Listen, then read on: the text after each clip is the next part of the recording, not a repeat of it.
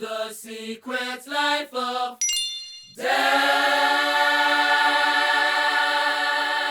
Well, Anton, thank you so much for joining us on The Secret Life of Dads. Are you able to let us in on a secret that nobody knows about you? Secret that nobody knows about me. Firstly, thanks for having me. Really appreciate it. A secret that nobody knows about me. I wanted to be a singer. Did you? I didn't want to play football. I wanted to be a singer. No way. And I'm not singing today, no. That's my next... Damn it. No, I wanted to be a singer. Wow. I was more into that than football at one point. Yeah. Where do you think that came from? Your mum or your dad? Cool. I don't think it was my dad. I don't think it was my dad. Although he'll say that he thinks he can hold a tune and hold a note. Yeah. And also, I loved horse riding as a kid. Did you? No I used to way. jump, everything. Really? Yeah. We've had another guest who was into horse riding. Yeah, I mean, David Beckham's personal trainer, That's a right. guy called Bobby Rich. He was into horse riding as a Yeah. kid, yeah. Something about these athletes, and that's nuts. Well, so was this the pressure of being in such a football family that you gravitated towards that away from? No, I just think it was another thing that kept me away from the street, from doing stupid stuff. I'm lucky I had football and I had horse riding. Yeah. And I had a good group of friends and a good family environment. And also, I used to work. So when I was younger, we didn't play many games. On the weekend, I only played a game for my Sunday league team. It's different now. The setup at football now is different in the academies.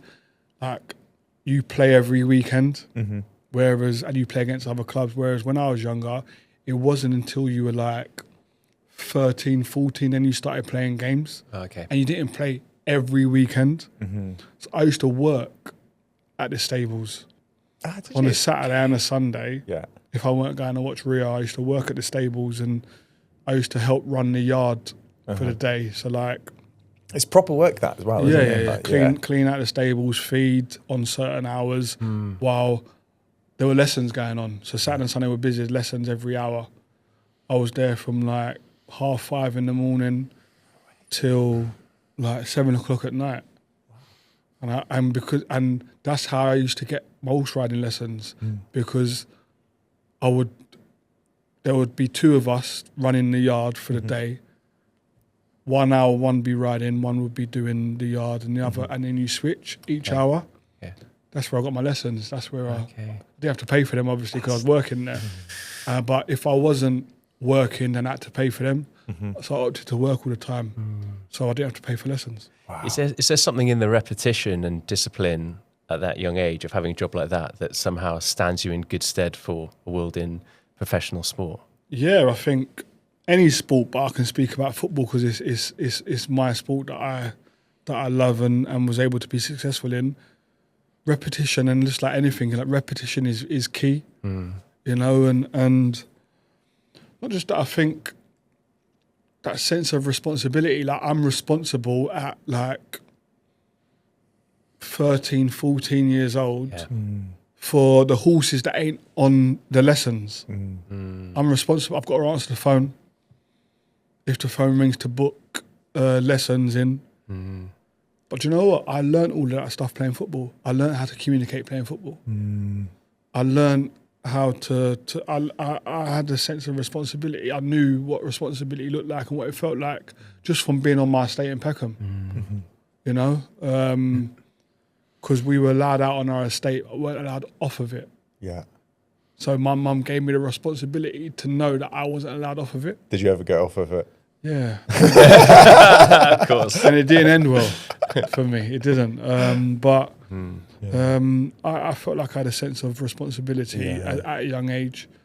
And not just that, I always had to fight to be heard, you know. So I had natural leadership skills in me because I had to fight to be heard. I had I was always in Rio's shadow on the adventure playground or on the estate. So for people to notice me, for me, I had to be different. You know, so I always had them things, I think. And you came through the ranks at West Ham Academy. during like a golden era, really, of the academy. What are your key memories? And how old were you as well when you first started So that journey? I signed for West Ham at 9 years old. Wow. So I was doing a lot of training, but not playing games. And then I think at 10, 11, just shy of my 11th birthday, I started playing like 2 years up, Okay. you know, and started playing games more and got fast tracked really. And that was the start of my journey really. But it was one thing I always say, I'm so thankful and grateful for West Ham, because other than my family growing up, West Ham and my close friends on my estate and people who mentored me on my estate, other than that, West Ham's the only ever place where they've made sure I was Anton, Yeah. not Rio's brother. Yeah. You know, so and that's now that became my working environment. So I'm very grateful for West Ham, the staff that watched me grow up from 9 years old all the way until I left at like 23, 24. A lot of people talk nowadays about the lack of there being a village situation in terms of nurturing younger talent and rites of passage, and how that can lead to lots of, you know, social and mental health troubles. I mean, do you think in some ways a sporting club, a good sporting club like West Ham was for you, can replace that village and offer something equally as powerful? 100%. But I think it's got to start at home. You know, I sit here so lucky that I had parents, aunts, uncles who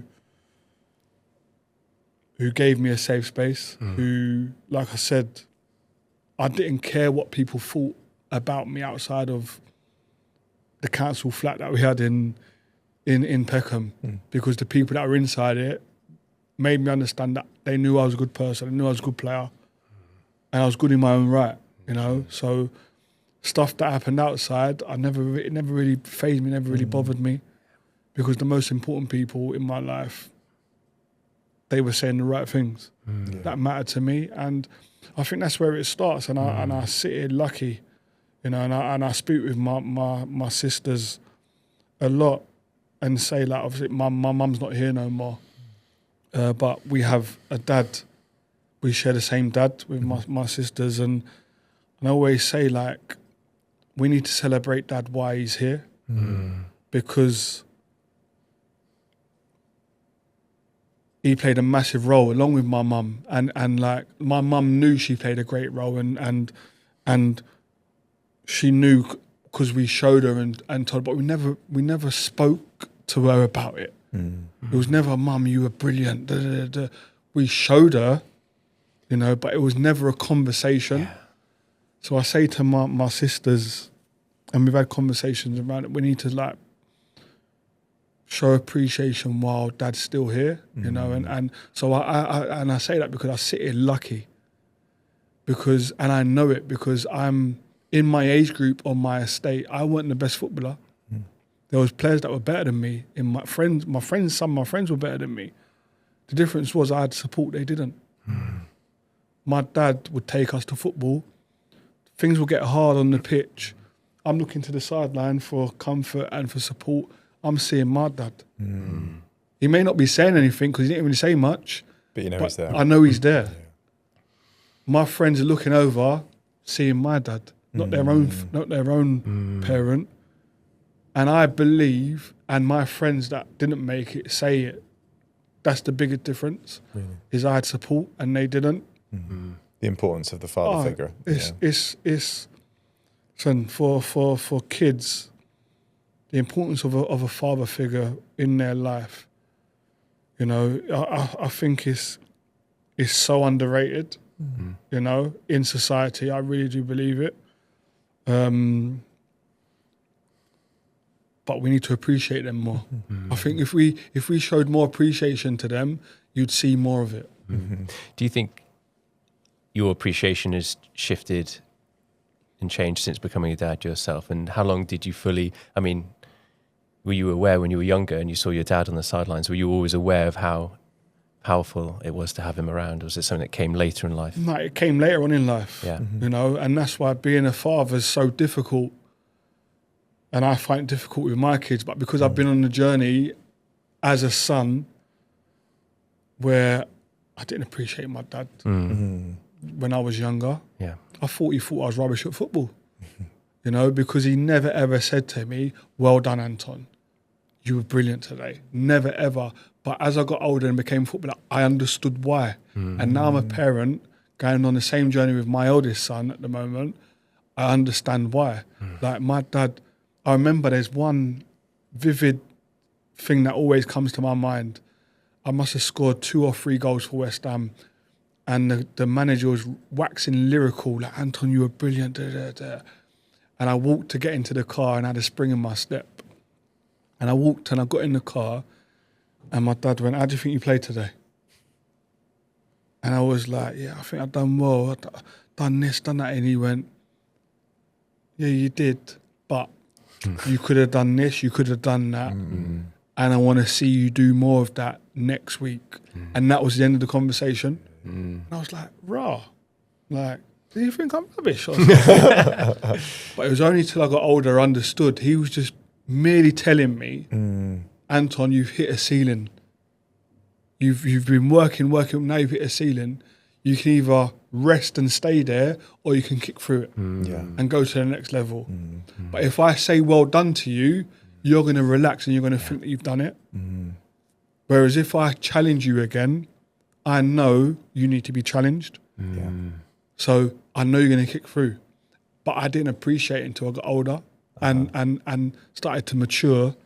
Then I got it, and I'm now going through it now. And it's no coincidence that, like, my dad's kids, all of us are successful in our own right, you know.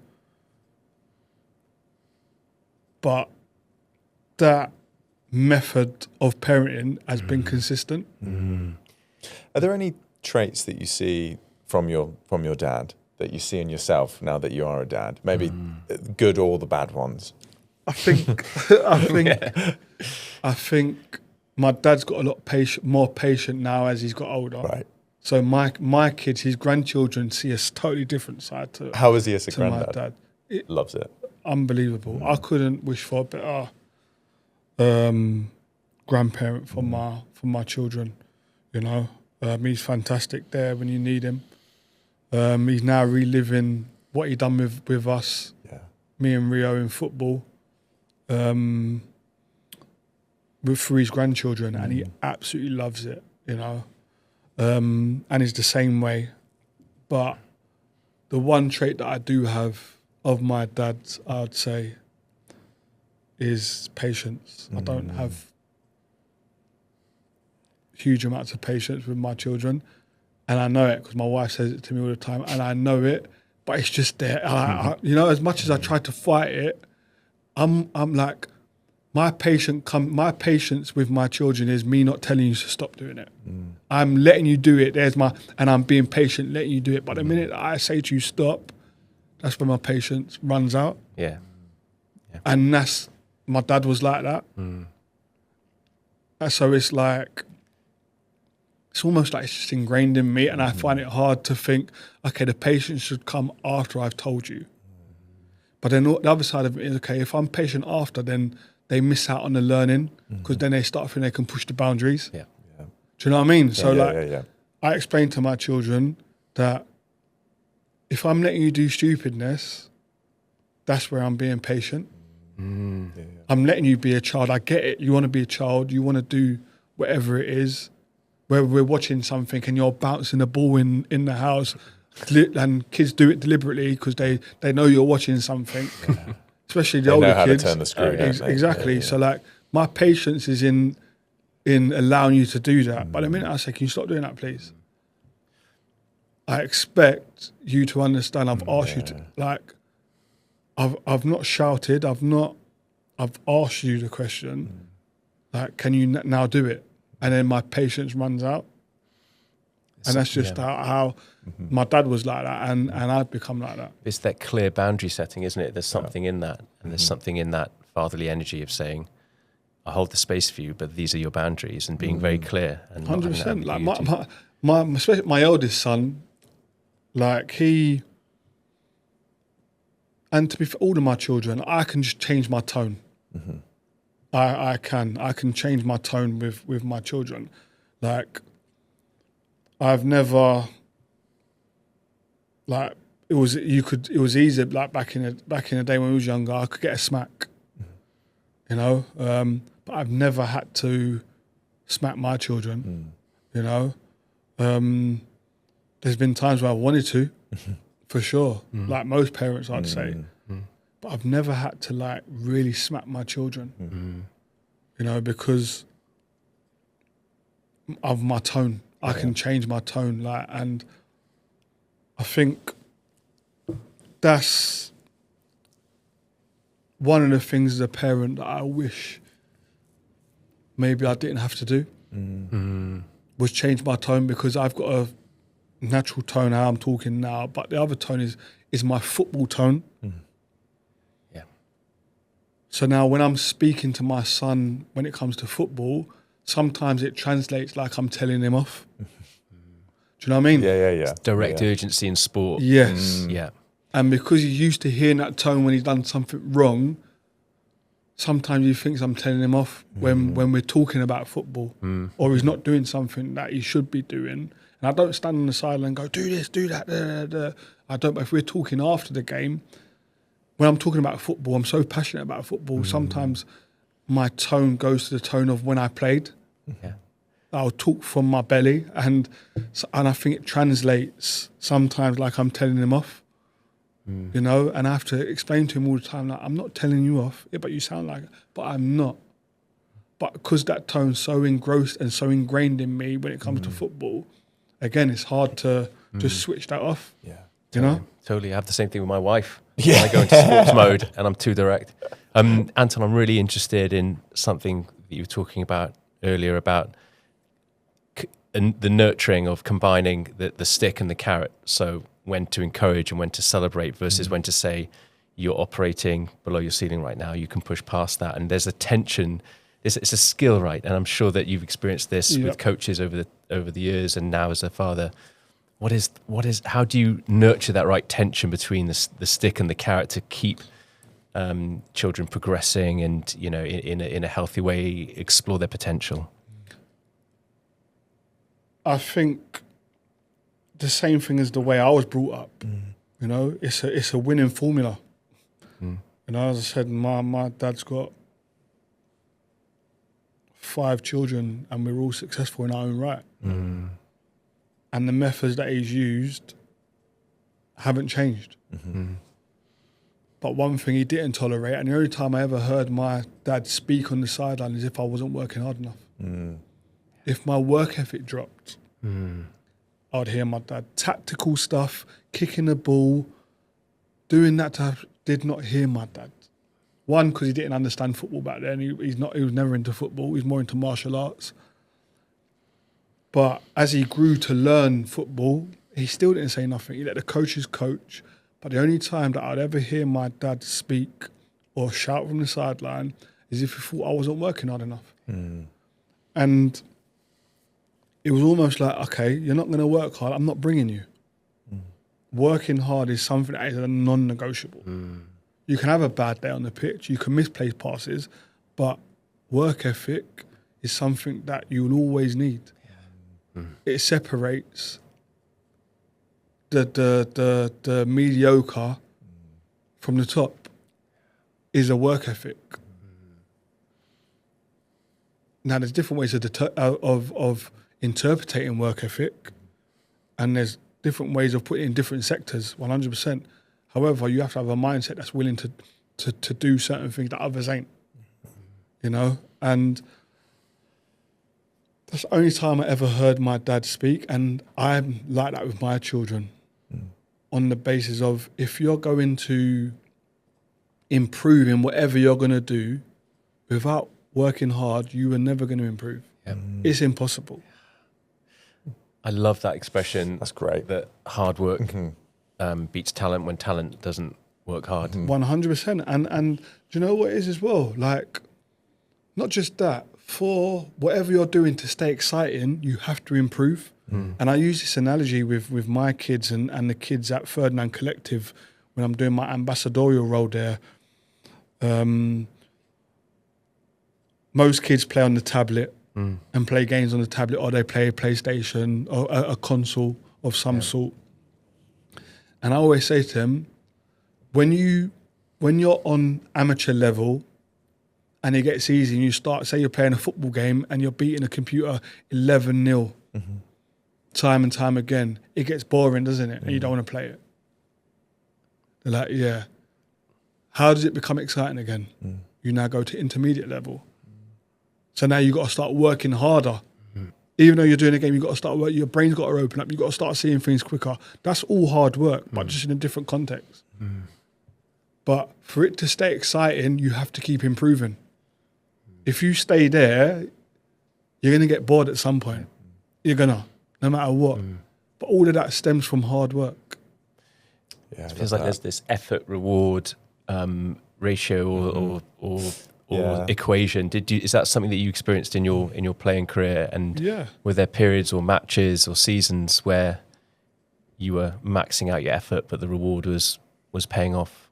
100%. I knew when I got a YTS, so a scholarship it's called now, at West Ham, I nearly didn't get it. I didn't think I was going to get it. And that's when I was saying to my dad, I want to do singing, I don't want to do football no more. And I ended up getting my scholarship, and I knew I got it based on, because I'd just come through a growth spurt, so I was terrible at the time. And so I didn't think I was going to get it. But I knew that I got the YTS because they had watched Rio go through a growth spurt, come out the other side of it, and he became Rio. So as a football club, then I'm looking at, if we don't see Anton through this growth spurt and he becomes another Rio, we failed as a football club, because someone else is going to reap the benefits, not us. And that made me understand, you know what? I will get a chance, you know. A chance could come my way because I'm Rio's brother, which I'm absolutely fine with. However, I need to be ready because I know I'm only going to get one. Others might get 3-4 chances. I'm going to get one because of the perception of he's only there because of his brother. Yeah. I'd love to know a little bit about, we all have sibling rivalry, but I'd love to know what it was like back in the Ferdinand house when you're both kids. What would a normal day look like, or an afternoon after school, you're both putting your football boots on to go out? Did you always feel like you had that sense that you had to get one up on your brother? Yeah, but again, but a lot comes from that, right? 100%. Always trying, but me and Rio are like 7 years different, so it was impossible for me to get one up on it. It was impossible. But how Rio was smart, I had a lot of friends and we would play 1-on-1 with my friends or 2-on-2, and he would go and goal. And what he would do would test me. He'd test me every day. So like, I might go 2-0 up, but then he would let in 2 stupid or 3 stupid goals of the person that I'm playing against, and I'll be crying, going, "Real, why are you letting it in for? Like, why are you doing that for?" And he'd be going to Anton, going, "Shut up! What are you going to do? You're going to give up? You're going to give up? You're going to dig in, or you're going to give up? What are you going to do?" Love that. Like, shut up, Anton. What are you doing? Like, come on, show me what you got. So he used it in that way. Yeah. And that's how he helped nurture the competitive edge in me, which he's done with his children, you know, and I do with mine. Like, our father never ever allowed us to win a game. We could never just win a game, or whether it would be a 100-meter sprint on the estate. He would like blitz us and give it us, by the way, and go. We had to, if we was going to win something, we had to earn it. Where we was playing tennis up against the wall, we had to earn the win. It's so interesting talking to you, just like the mentality of professional athletes and how a lot of the grounding and the parenting styles that you've mentioned is something we've heard from other athletes as well. What advice would you give to parents looking to get their kids into football now? And I'd love to know your thoughts on, you know, to get to your level, there needs to be a certain amount of pushing, but healthy pushing, which sounds like your father did. What are your thoughts in that space, and also the impact of pushing somebody too much into it and trying to live vicariously through your children? I think this is why my dad set up Ferdinand Collective. which is a grassroots football academy and football hubs, foundation football and football in schools, and football past 16, where you can be educated and have a chance to go back into the professional game. The reason why is because he saw so many pitfalls, and the support network, I think, is really, really important. I think for the highs and the lows, it's really, really important. I think my advice to parents that don't even have to be that their kid wants to be footballers or wants to get to a level of competitive sports, but understand how much a sporting environment can give your child if you allow it to. And that's the biggest thing, you have to allow it to, which means you have to trust the coaches that are coaching and allow them to do their job. And again, if you see your son or your daughter, your child not working hard, by all means, say what you need to say, because you're giving up your time. In some cases, parents are giving up money because they can't go and do that second or that third job because they need to take their child to this activity. Well within your rights to let your child know, like, there's consequences to you not working hard, because I believe it is one of the most important, if not the most important life skill you can have. But I sit here as living proof that football didn't just build a football, it built a person. My mum and my dad laid the foundations. Football nurtured it. You know, and I sit here with soft skills that I learned playing football that I can use across any sector. You know, I can communicate. Well, I like to think I can. But sitting here talking, I learned playing football. You know, if now I'm retired and in the business world, you have to make decisions. You got to make them quickly at times. You have to make decisions that are detrimental to people at times.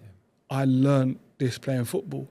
Like, having the ball at my feet, the decision I make on the ball has consequence. Every decision I made on the ball had a consequence. Sometimes the consequence was, sometimes it was a harsh one, but I had to deal with it. I had to get on with it, you know? And understanding what a team looks like and how to work within a team, understand how to go and speak to my manager in a certain way, you know? Understanding that when my manager gives me criticism, how do I deal with it? And once I've taken the criticism, what action do I make on that criticism? Because we're and a lot of people are taught, okay, once they get criticism, they've taken it, okay, cool, let's move on. No. When you get criticism and someone critiques you, what actions do you put on that critique is the most important thing. Are there any conversations that stand out in terms of that criticism, that constructive criticism that you've been given by leaders in your life? Yeah, I mean, I went through a phase where I was getting really agitated at West Ham because I wasn't playing I thought I should do. You know, and this was when I was young, when I was 18 at the time. And I'd played games already, so I knew I was good enough to play in the first team. And there was players that were playing ahead of me, and I was very confident in my ability as a footballer. So I used to knock on the door of the manager all the time. Why am I not playing? I'm better than him. How's he playing ahead of me? Not in a malicious way, but I just believed in myself, and I had a goal. I wanted to play. And then one day, Alan Pardew was the manager. He went to me, "Do you know why you don't play? You work hard. You're not working hard enough." And I was like, "What?" And it was a shock to me because it was ingrained in me from my dad, from my mum. So it was ingrained in me. So I was shocked at it. He went, "No." He went. Then he went, "Let me rephrase this. You work hard, but I know there's more, and you do the bare minimum of what you know others are doing." Okay. And that's why you don't play. Because that tells me that the bare minimum will get you there, but it won't keep you there. Or you'll make a mistake in the game because you're comfortable with the bare minimum. And it almost was like a jab to me. How did you react in that? I went and made sure that I was doing more than anybody else. So that's what I mean. He critiqued me. He shocked me. But he left it with me to now go and implement what he's actually trying to do. And if I didn't know how to implement, I would have asked a question. Because I was always taught as a kid, ask questions. If you don't understand something, ask questions. So if I didn't understand, I would say, okay, well, what can I do to show you that I'm now maximizing my work ethic? I'm not doing the bare minimum. Because actually, I feel like I am maximizing it, but you tell me how you feel that I'm not.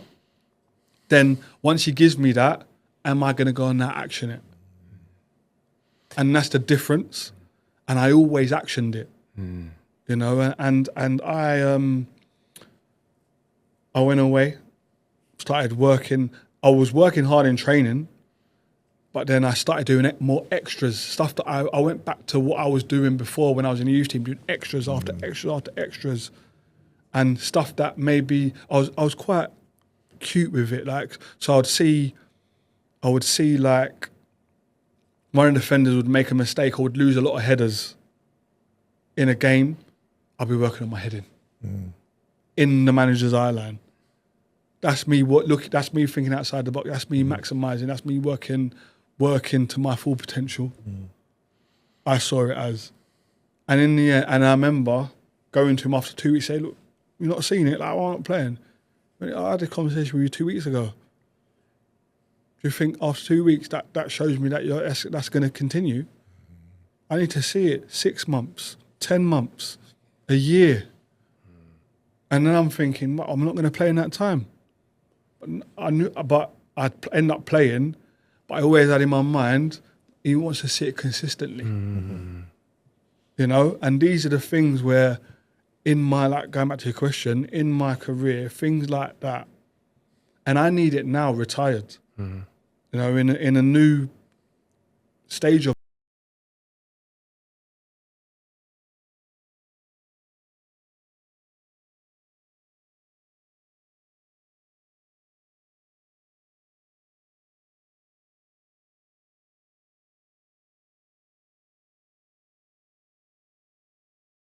retired from football 6 years ago. I'm still transitioning now, you know, and I'm used to a structure. I'm used to being told what to do, when to do it. Yeah. And that's been that way since I was a kid, all the way until I retired at 34.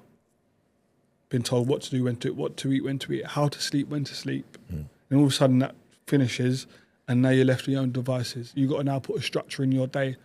I struggle to put a structure in my day. I struggle to piece my day together. And to people that ain't athletes or ain't played at a high level, that's the norm to them. So when I have this conversation with people, when I talk about this stuff with people, they look at me like, what? You can't put your day together? I can't. In a normal working environment, you're taught to do that because you need to do that to deliver what it is that you need to deliver. In football, to deliver what you need to deliver, you're told what to do, when to do it. Is there been ambiguity of just thinking with that shift away from being in a structured environment, professional football environment, into being your own boss, essentially? 100%. What's been the mental shift there? And also from a mental health point of view, have there been repercussions? Yeah, it's been difficult. But I've got a fantastic wife. Again, a jab. I remember I was laying in bed one day, like depressed, moping. And I remember she came upstairs and just whipped the covers off of me and said, "Listen, you're taking the mick now. Like, sort yourself out. Don't care what you're going to do, how you're going to do it, but the kids are watching. Your kids are watching you. If you've got to say you're going for a meeting, but you're only going up to the high street to go for a Costa coffee or Starbucks or whatever, that's what you're going to do. But every day your kids are going to see you walk out this door and go to work, whether you're working or not. Wow. But you need to verbally say it because your kids are watching and this could be detrimental." Again, a jab. So, I mean, football gave you spotlight, sense of identity, discipline. Do you feel like a lot of athletes, there's not enough help for athletes when they finish the game? No. Because, I mean, you say you finish the game at 34. You've still got most of your life ahead of you. Do you know what's crazy? The transition into retirement, and I'm lucky, by the way, I had businesses to walk into, you know? So I'm one of the lucky ones. So I don't know the feeling of somebody, a player who didn't have nothing to walk into. It must be a million times worse, you know, and I feel for them. But like,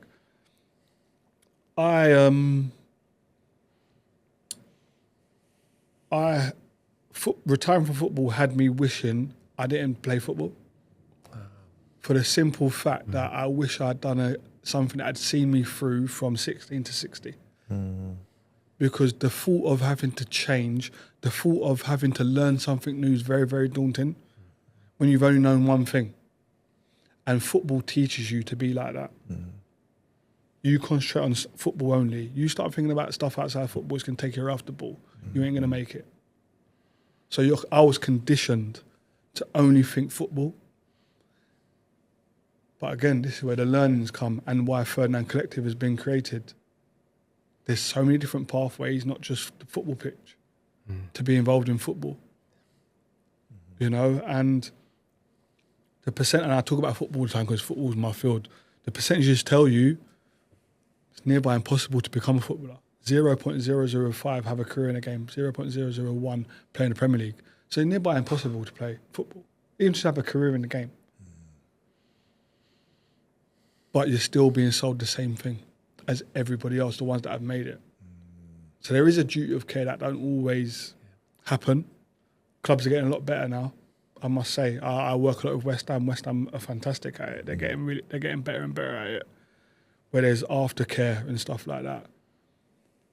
But PFA, for instance, I paid the PFA my subscription for 17 to 20 years. I've been retired 6 years. Do you think I've had one phone call to ask how retirement's going? Not one. Not one call. It's almost like that poison chalice, isn't it? And do you think there is some of that? Footballers get paid so much. How can they have any problems? And it's just not looked upon. Do you think that is a big part of it? Like football is put on a pedestal at that level. Yeah, and it's like, oh, it's okay. They got the money. They can cope with it. It's that complete sense of identity of who you are. Money don't make you happy. It helps, but it don't make you happy. Like there's loads of people that we've seen over the years in the public eye who are wealthy, got loads of money, but suffer. They suffer in silence. So it's not a monetary thing. It's about understanding knowing the person. But on the other side of it, the monetary stuff, especially in football, I personally think if a club's willing to give a 17-year-old 20 grand a week, you should be willing to show them how to work with it and how to deal with it. Do you know what I mean? Yeah. For the simple fact, because especially in football, a lot of mental health issues does come down to money problems. That's a fact. You know? It's in the high 70% of footballers, within 5 years, married footballers are divorced. Really? A lot of it comes from being in the home again. Wife ain't used to having them in the house. Got to find your way in the house. You're there every day on top of each other. You know, causes problems. No longer earning the same money. So not just your wife's expectation, but your expectation. You used to go in Harrods. Now you got to go Zara. But then you also lose that buzz. Yeah. Then the buzz might become gambling, alcohol, which causes problems in your marriage. That sense of worth and purpose has been pinned upon Saturday or the next 100%. result, and as soon as that's taken away, where does one start to find that purpose? See, and sense of I'm worth? lucky. Like I said, I'm lucky. Like, I don't miss football. I miss big games, but I don't miss the day-to-day of football. I think back in the day, a lot of the players, the older generation would say, I miss the camaraderie, I miss the dressing room. It's not so much like that, I think, for me and my generation now, because we've got WhatsApp groups, which is like which is like a dressing room, just not in person. But it goes off in our WhatsApp groups, which is like what it was like in a dressing room. So you have that sense of a dressing room just through your phone. And my old West Ham dressing room, we've got our own group, and it goes off in there. So it's good. And there's that football banner. You got any insights to what goes off in there? Stuff that can't be said on here. But yeah, so I get that sense. But I miss big games. But I also, that feeling of being in the tunnel at 5 to 3, can't see nothing but can hear it all. It's amazing. But I found a niche in where I go to a lot of meetings. I know not all of them are going to be great. I know that. But I'll always go to a meeting for the simple fact I get a buzz off of it. This could be the meeting that sees us go bang. I'm not sure even I think it's going to be every single time. I know that. But just getting that feeling of this meeting could be the one. Yeah. You know, I really like, which it will never be the same as being in a tunnel waiting to go out at 5 to 3. It will never replicate that feeling. But the fact that I can get a buzz somewhere else and it be for something that is a purpose of mine. So I've now got a purpose. So football, I had a purpose and the buzz from football always. I've now found a purpose of what I'm involved in, and that buzz ain't as great, but it's something. I think it's important to find something to channel that competitive spirit. If it's in you, because, you know, if it's in you, right? Yeah. But somewhere to channel that. For dads listening to this, maybe it's business, maybe it's sport. What advice would you give to them about nurturing and using that competitive innate spirit that so many people have and channeling it healthily in their lives? I think just trying to be the best you can be at anything that you're doing. Whether it's work, like, I'm a competitor, but even if I wasn't a competitor, I think, like, as a dad, I want to be the best dad. I want to do it. I want to do it to the best of my ability. I want to be the best. I want to be the best in business. I know I'm far away from it. I'm new in business. I'm far away from it, but I have the mindset that I want to be the best. You know, I think it's having that mindset of I don't care what you're doing. I'm doing me, and I'm the best version of me. Yeah, and that is the best version you can ever be. That's all you can ever wish for. Yeah. And when you actually look at it, that's all your kids ever wish for. Is your parent being the best version of themselves, turning up every day. I had that. I got a role model in my dad who done that. Yeah. You know, and my mum and dad split up when I was 5 years old. My dad moved to the estate next door. He was present. We could see him anytime. He was present. You know, and so I have a great role model in that. So I just think trying to be the best version of yourself every day, which is hard. But I get that, and it's hard, but being the best version of how you can be, how you are on that day. It's the same as relationships. Like, this 50-50, for me, I think it's a whole load of rubbish. I really do. The relationship is 100%. But some days, I've only got 20% in me to give. My wife needs to pick up the other 80. I think that's how it works. And I think it's the same as a parent. You're not always going to feel great, but how you feel that day, try and give your maximum of what you've got. Because for your child, the child don't know that you're only running at 80%. But as long as you give them that 80, you're giving them your best. Feels like that as a family man. So often it's like you're showing up for your team when you're playing sport, but you're showing up for your family. It's still a team sport in so many different ways. And everything you're saying there as well about it just helping you to raise your game, to get up, to get out, to get that sense of purpose. I felt that in my life completely. Yeah. But it's also your wider family, not just your family. It's your wider family. Like, I know my siblings, they know they can pick up the phone to me anytime. You know, I know that. And again, that's just me trying to be the best version of myself every day. I want to be the best brother. And I take pride in it. Like, I know my brothers and sisters will come in here and would say to you, like, I know we can call Anton anytime. I know. Only time I won't drop what I'm doing is if it's for my kids. But my wife understands me and knows if my siblings call me and we're doing something, I may have to go. My wife gets it because she gets me. But that's just me. I take pride in trying to be the best version of a brother, the best version of a husband, the best version of a father. And I can't do that every day. It's impossible to try and be that every day, and I'm not perfect. But as long as inside I know I'm trying to be the best version, I'm actually cool with it. What do you do on those days where you're struggling, Anton? I have a reset button, which is the why. Yeah. Why am I doing this? Why is it? It's the reset. Yeah. A lot of stuff that I do now and my family do now, there's a why behind it. Yeah. And it always comes back to the family. Yeah. Always comes back to the family. It's the biggest why there is. It's the biggest. There's no bigger why. Yeah. My why when I was a kid was I wanted to see my mum's face because I'd done something great. Like my mum, Rio got my mum a house when he made it, and my mum's face was like an unbelievable picture. I wanted to see that same face because I had done something. It didn't have to be materialistic, but I'd done something where I saw that face. And in my earlier years, anytime things got hard, I went back to that. That was always my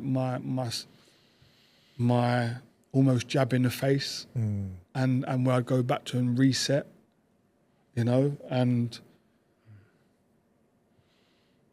but now the whys have changed, I now want to make sure that my dad understands how appreciated he has been. But losing my mum has triggered that in me to go, Dad, I get it. I understand why you was like that. My dad's not an emotional person, but I just feel through the learnings, life's you learn every day. And the biggest learnings that I've had is when I've lost stuff or lost people. They've been my biggest learnings, and that for me is probably my biggest. I understand that maybe in my house I'm not appreciated as much as maybe I should be or would like to be. However, I get it. That's the role of a father at times. It's so true, that, isn't it? I just think it's such a shame that we wait until people have passed to celebrate them and to stand up in church or wherever it might be and to read out the amazing things that they did in their lives, they did for us. Why can't we celebrate and do it whilst they're celebrating there, our dads now? But it's not a man thing. It's not a male thing to do. It's not. It's not a male thing to do. But culture's slowly changing. Yeah. The generations are slowly changing. Men are becoming softer. Like as I said, losing stuff has enabled me to become, I'd like to think, emotionally intelligent, have more emotional intelligence, should say. Being slow to talk, quicker to listen. I wasn't like that growing up. I've had to learn to be like that.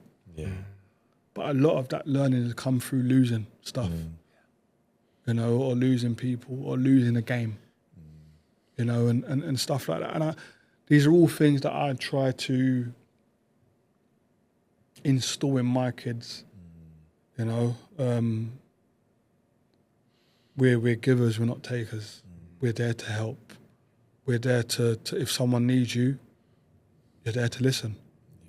I think these are things that are important characteristics that you need as a person. One, to be a good parent, but two, just to be a good human. I think they're really, really important, and I learnt that through my parents. And a lot of the stuff that we do, like the Ferdinand Collective, Rio's foundation that he does, it's all about giving back. It's all about making sure, even the stuff that I went through with racism and the stuff that I do around racism now, is all because I don't want people to feel the way I felt when I was going through it. They shouldn't in this day and age, but likelihood they are, but I don't want them to. So if I can help you, I will. How did that experience change your relationship with the game? I fell out of love with the game. That it was only till I went to Southend I started to love the game again. Really? Before I fell out of love, I loved playing it, but I always loved playing it, but I hated what football stood for. I hate is a strong word, but I genuinely disliked I detested what football stood for. Yeah. Really did. You know, and for people that know me, they'll be like, wow, like, because I love football, absolutely love it, but because it felt like it was me versus football. It wasn't me versus the incident and the person in the incident. It was me. It felt like it was me versus the whole of the game. Yeah. And that done something to me that just took everything out of me. And obviously I didn't play in the Premier League again after it. I played 13 times in the Premier League after it, after having 11 years in the Premier League prior to that. To never be seen in it again and having to go abroad because English clubs wouldn't take me. How do you love football when them things are happening to you when you've done nothing wrong? Do you still carry a massive sense of resentment towards the Premier League? No. No. Because you were at like the peak then as well. Like you were really starting to go, weren't you? Yeah. But I don't hold resentment. I believe that I've been through stuff in my life to share. I don't believe for me to lose my career in the game so that others don't go through what I went through or don't feel the way that I felt, I sit here comfortable. I really do. And that's part of my family's legacy. We're known as people that help people. We're known as people that we're here if you need us.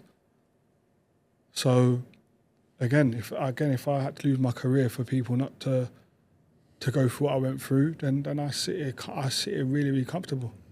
I really do. I heard you talk. I was doing some research just before this, and I forgot how big the incident was. I remember when the documentary came out, and you spoke on TalkSport about watching it with your son. Yeah. What was that like? And the curiosity that he took from that as well, and the awareness to it. I was so proud of him, so proud of him, because he could have just sat there and watched it, but he became inquisitive. Dad, I watched it the first time, watched it all the way through the day that it came out. But then he was like, Dad, I want to watch it again, but I want to stop it. Like, when there's bits that I don't understand, I need you to explain it to me, Dad, please. So I'm so proud of him for someone, what was he? I think he was like 7 at the time. 7, 8 at the time. So for him to be so inquisitive at that age, but then has had his own incidents in school, and he's drawn upon the documentary and stuff that he got taught where we stopped things in how to deal with it. And he's dealt with it in ways where I'm so proud of him, you know, and it made me know that I made the right decision doing the documentary. You know, I made it for everybody. But the fact that it's impacted my son the way it did in such a positive way, selfishly as a dad, I'm over the moon. That's the ultimate. That's everything. To pass on your knowledge from the challenging experiences that you've had. But I think that's what we go through stuff in life for, I believe anyway. You know, when you go through something and it's difficult, you have to try and find the positive in it. There's always a positive somewhere. You just got to be willing to look for it and find it. And when you find it, you got to action it. You know, lost my career. Okay, what's positive? I'm going to make sure people understand what I went through so that others people underneath me don't go through it. Or they might go through it, but they don't feel how I felt. Or football's going to deal with it differently now and not isolate somebody. And this is the reason why I wanted John on my documentary, not to be about me and him, me versus him. I wanted his perspective on how he thought he was dealt with. Because if you now get his perspective and you got my perspective, that's powerful. Because that shows football from the perpetrator and the victim's point of view, how not to deal with football again, how not to deal with it again. As, by the way, one of the most watched sports, if not the most watched sport worldwide. And a sport that can educate the masses, by the way, and the most role models on how not, if we're now speaking about it in that way, it shows football how not to deal with stuff and how they should be dealing with it. That for me is powerful. That's positive change and that's powerful change. So, as I said, same, lost my mum. One of the first ones in my friendship group to lose my mum, to lose a parent. The positive in that negative situation and the hardest thing I've ever had to deal with in my life was that. But the positive that came out of that was I went from why am I the first one to deal with it to I'm the first one because when my other friends go through it, I know how to help them. There's the positive for me because that positive is a legacy that's been drilled into us as a family. You're here to help people. I take that into, I love that, but into fatherhood as well. I was like one of the first, apart from Lawrence, one of the first out of my group of mates to be a dad. And I remember how hard it was the first year. Anytime I've got mates who are dads now, I make sure to check up on them. And it's kind of learning through, although maybe it feels like you go through it at the time, you're serving a bigger and greater purpose. 100%. I sit now as a dad and go back to things and go, flipping, what was I doing there? So, or being in a nightclub, spending stupid money. Like, the perspective of a dad, now you're a dad, you're going, why did I do that? Why did I do that? That's my kids' money. Yeah. But when I don't have kids, it's just yours. Whereas if you had that thought process now, kids that are earning 20, 30, 40, 50 grand, 100 grand,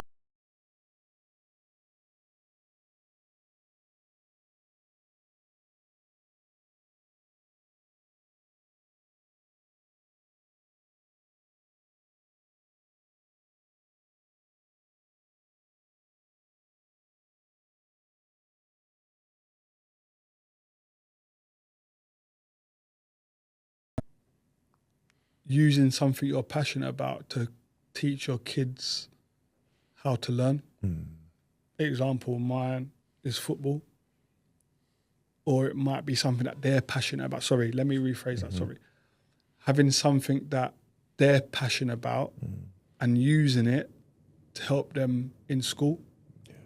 So my daughter's into performing arts. My oldest son's into football. My youngest son, he's only 3. He's into Mario Kart and cars.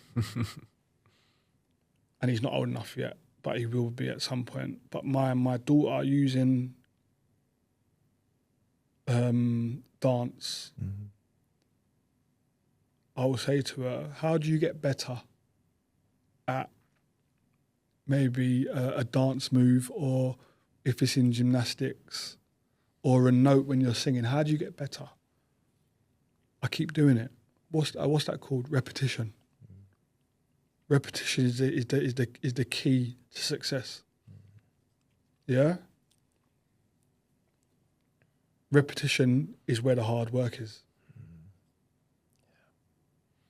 Same with the football.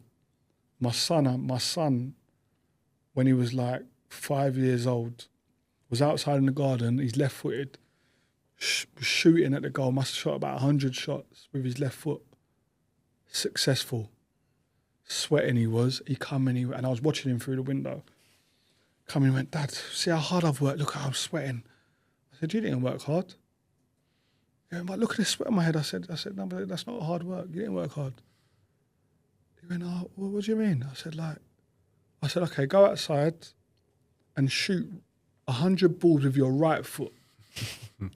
If you get to 100 balls, I'll then say you've worked hard. And he's like, what do you mean? I went, okay, let me understand. Now's the learning. As humans, if we do something and we're good at it, and then we try to do something that we're not good at, we go back to what we're good at. Yeah. We go back to the comfort. Yeah. But when you're not successful at something, it gets boring very, very quickly. If you can break through that boredom stage, that's when I'll say you've worked hard. But what's going to come out of that repetition of that, going through that repetition that gets you through that boredom stage, what comes is success. So if you get to 100 balls, son, you've got through that boredom stage because you've gone through that bit of not being successful. Now the hard work starts where you're pushing through that boredom. But what's going to start happening? It's going to get better. It's going to get better. You're going to start being successful again. There's the hard work. Now let's translate that into school. You're doing your times tables. You're good at your 2s, your 5s, your 10s. Brilliant. Let me see what your 7s are like. Now what have you got to do? The exact same process that you've done with your right foot shooting. But you know through the enjoyment of football that if you get through that period, you're going to get it. So let's keep repeating your 7 times table, your 8 times tables. Once you've got it for life. Yeah. But it's using something that they're passionate about to make them understand how to work in school, I think is important. That is the best parenting secret. It's huge. That was so good. Huge. That was so good. Mate, thank you so Thank much, you. man. Thank you. Thank you, Anton. No problem. Thank you. The secret life of dad.